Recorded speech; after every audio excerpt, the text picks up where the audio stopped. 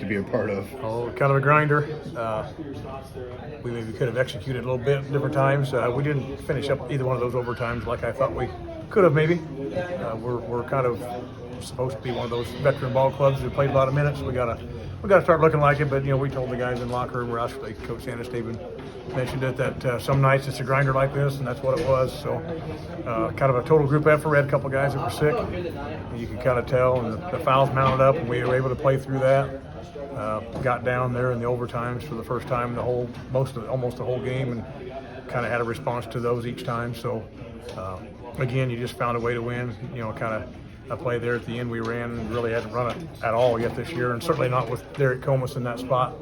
But he got downhill and they had to help, and he found Easton, and Easton knew what to do. So both teams made a lot of clutch free throws. You're probably sitting over there wondering if Cam was ever going to miss, but you guys stepped up and did pretty well at the line too. How important was that for you guys?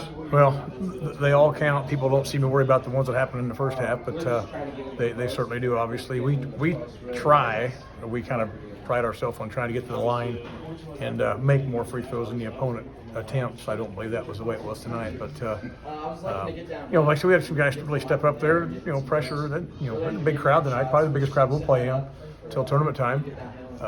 Except for maybe when Cam comes to Elkhorn, it wouldn't bring a huge crowd. That's great, but told the guys to kind of build off the electricity in the gym and don't get too high, don't get too low, and I thought we did a pretty good job of handling that.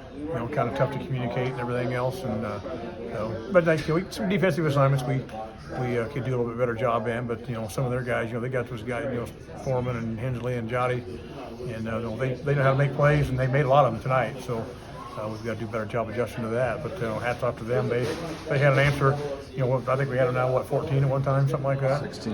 And they didn't bat an eye. They just kept plugging away, and they fought through some bad foul trouble as well. And so. Yeah, hats off to them. They played a really good game.